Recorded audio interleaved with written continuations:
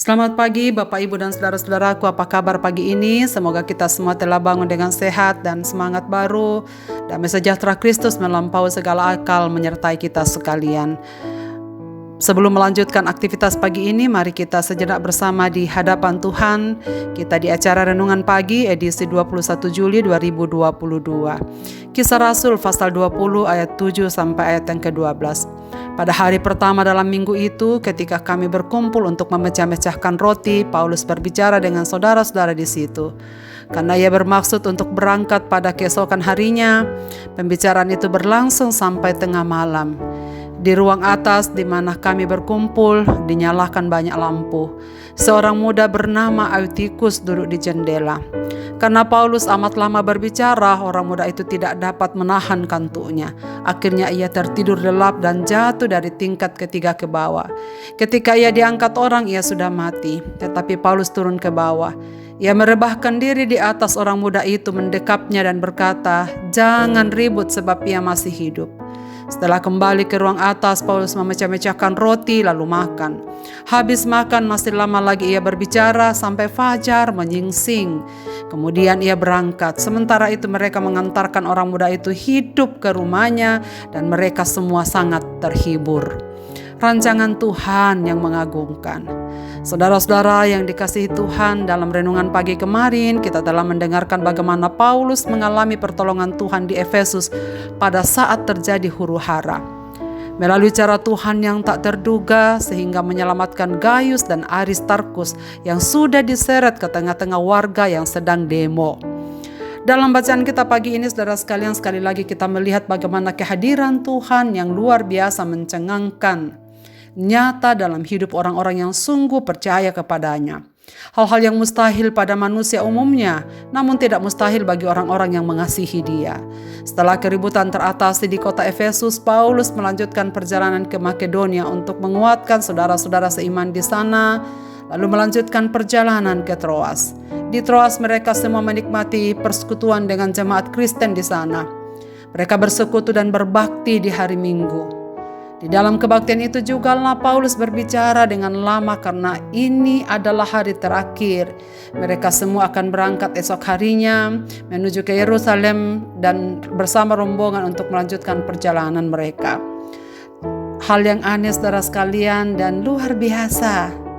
Sebab suatu malam, di malam terakhir itu, seorang muda bernama Eutikus menjadi mengantuk karena lamanya Paulus berbicara. Celakanya dia menjadi mengantuk di tempat yang salah, yaitu ia duduk di jendela tingkat 3 tempat mereka berkumpul. Karena mengantuk, Eutikus terjatuh dari jendela tingkat 3. Ketika orang-orang mencoba menolong dia, mereka mendapati dia telah mati. Terjadi mujizat yang luar biasa besar. Paulus membangkitkan orang itu seperti Elisa membangkitkan anak yang telah mati dalam perjanjian lama, anak dari seorang janda di Sarfat, sebagaimana yang diceritakan dalam 2 Raja-Raja pasal 4 ayat 34 sampai 35. Tetapi seperti juga mujizat yang dikerjakan oleh Elisa, tidak banyak memberikan kehebohan di kota itu. Sebab memang hanya diperuntukkan bagi jemaat Kristen di Troas saja yang mengetahui peristiwa itu. Mujizat Paulus ini sebenarnya sangat besar. Sama besarnya dengan yang dikerjakan Petrus dalam Kisah Rasul pasal 9 ayat 10 sampai 42 ketika membangkitkan seorang perempuan janda yang bernama Dorcas atau Tabita. Tetapi berbeda dalam dampak peristiwa Injil yang dimaksudkan. Di Yope makin banyak orang yang mendengar Injil. Sedangkan dalam peristiwa ini Paulus mengerjakan mujizat hanya untuk memberikan penghiburan kepada orang-orang yang mengasihi Eutikus sehingga mereka semua pulang dengan terhibur. Sekaligus membuktikan bahwa kuasa Roh Kudus terus menyertai pelayanan Paulus. Semakin masuk ke bagian akhir kitab Kisah Rasul, saudara sekalian, kita melihat bagaimana sedikit sekali porsi perhatian yang diberikan kepada mujizat. Mujizat tetap terjadi secara konstan, tetapi reaksi orang-orang dan kehebohan yang ditimbulkan semakin berkurang. Saudara sekalian, mujizat pada bagian ini diizinkan terjadi oleh Tuhan demi memberikan ketenangan hati bagi orang-orang Kristen di Troas. Saudara-saudaraku, Tuhan memakai peristiwa huru-hara di Efesus untuk membuat Paulus terpaksa harus berpindah ke daerah lain agar orang-orang yang membencinya tidak mengatur kekacauan yang lebih besar lagi. Saudara sekalian, tetapi lihatlah di sini Tuhan memakai peristiwa ini supaya Paulus dapat menggembalakan gerejanya di Filipi dan di Korintus. Setelah itu Tuhan juga memakai rencana pembunuhan yang ditujukan kepada Paulus untuk memaksa Paulus kembali ke utara dan mengunjungi orang-orang Kristen di daerah-daerah yang akan mereka lewati. Saudara sekalian, sekali lagi kita melihat rancangan Tuhan selalu mengagumkan dan tidak mungkin salah. Setiap kali kita merenungkan hal-hal seperti ini di dalam kitab Kisah Rasul, kita semakin disadarkan bahwa Roh Kuduslah yang telah bekerja, menyatakan Injil Kristus dan menguatkan orang-orang percaya.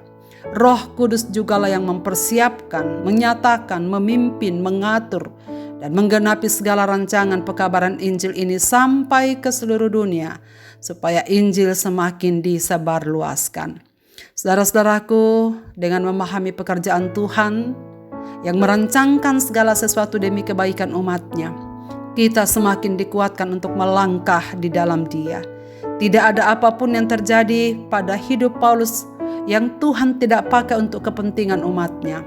Paulus dapat berkata sama seperti Yusuf, "Engkau telah mereka-rekakan yang jahat bagiku, tetapi Tuhan telah mereka-rekakannya untuk kebaikan umatnya." Saudara-saudaraku, kiranya bagian firman Tuhan yang kita dengarkan pagi ini membuat kita mengingat perjalanan hidup kita di masa lampau. Akhirnya kita disadarkan bahwa rencana Tuhan itu selalu mengagumkan jika direnungkan. Tuhan itu baik. Rancangannya selalu mengagumkan. Biarlah kita semua melangkah dengan sukacita dan penuh iman, sebab Allah tak pernah meninggalkan perjalanan hidup kita. Biarlah hati kita siap untuk memahami perhatian dan kasih Tuhan kepada umatnya dan mempercayai Dia bahwa Dia mengatur segala sesuatu yang kita alami demi kebaikan gerejanya, demi kebaikan diri kita dan kelompok kita dan keluarga kita, demi kebaikan semua umat-umat Tuhan yang mau mengasihi Dia. Siapkah kita untuk dipakai oleh Tuhan? Marilah kita berdoa. Bapa di sorga, Bapa di dalam nama Tuhan Yesus, terima kasih banyak untuk firman-Mu pada pagi ini. Kami diingatkan lagi, disadarkan lagi bahwa rancangan-Mu selalu mengagumkan bagi kami. Kami bersyukur memiliki Tuhan yang begitu baik dan begitu hebat, yang begitu kasih, yang selalu tinggal serta dalam perjalanan kehidupan kami masing-masing, yang tinggal tetap di dalam perjalanan hidup gereja-Mu di muka bumi ini, dan saudara-saudara seiman di seluruh dunia. Terima kasih Bapa, karena Engkau selalu menyertai kami. Biarlah firman ini menghiburkan kami semua, bahwa perjalanan hidup kami tak akan pernah ditinggalkan oleh Tuhan. Dan kami percaya bahwa Engkau masih sanggup melakukan hal-hal yang mengagumkan dalam hidup kami, supaya kami selalu tetap terhibur berjalan bersama-Mu di sepanjang jalan hidup kami. Terima kasih ya Tuhan, kami taruhkan hidup kami secara baru di dalam tangan-Mu pada pagi ini. Sertai kami untuk berjalan bersama Dikau, mengarungi perjalanan hidup kami di tengah-tengah dunia ini. Hamba-Mu berdoa untuk segenap pendengar renungan pagi ini dimanapun mereka berada. Apapun situasi hidup mereka ya Bapa, sertai mereka dalam pekerjaan, dalam kesibukan. Sertai mereka di dalam duka cita mereka, sertai mereka di dalam sukacita mereka, sertai mereka dalam penderitaan sakit penyakit, sertai mereka dalam rupa-rupa pergumulan kehidupan keluarga. Biarlah kami semua senantiasa menikmati bahwa rancangan-Mu Tuhan selalu mengagumkan pada waktunya. Biarlah kami semua termotivasi untuk terus menyerahkan diri secara total kepada-Mu dan mempercayai Engkau, bahwa Engkau yang mengatur tiap langkah-langkah hidup kami. Ke dalam tangan kasih-Mu Bapa kami serahkan hidup ini. Kami berseru dalam nama Kristus Tuhan Juru Selamat kami. Amin. Selamat beraktivitas Bapak, Ibu, dan saudara-saudaraku. Tuhan Yesus memberkati kita sekalian.